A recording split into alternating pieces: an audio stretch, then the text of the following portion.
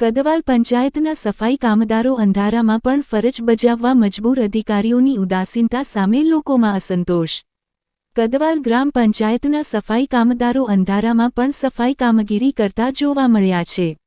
નવાઈની વાત એ છે કે જ્યારે સફાઈ કામદારો પોતાના કિંમતી સમયની પરવા કર્યા વિના ગામની સફાઈ અને સ્વચ્છતા જાળવવા પ્રયત્નશીલ છે, ત્યારે પંચાયતના જવાબદાર અધિકારીઓ અને કર્મચારી હજુ પણ નિષ્ક્રિય અને ઉદાસીન દૃશ્યમાં નજરે પડે છે।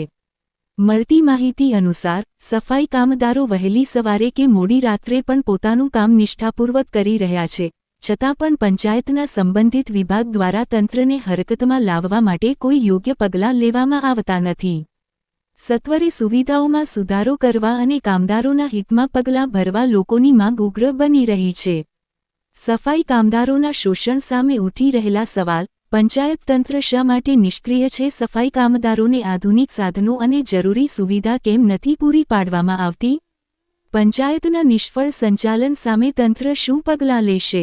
સ્થાનિક નાગરિકો અને સામાજિક આગેવાનો દ્વારા તાત્કાલિક કાર્યવાહીની માગ સાથે આ પ્રશ્નો ઉઠાવવામાં આવી રહ્યા છે।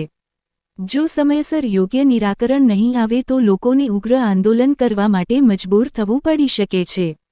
રિપોર્ટર અલ્તાફ મકરાણી, કદવાલ, છોટાઉદેપુર, મધ્ય ગુજરાતનો અવાજ।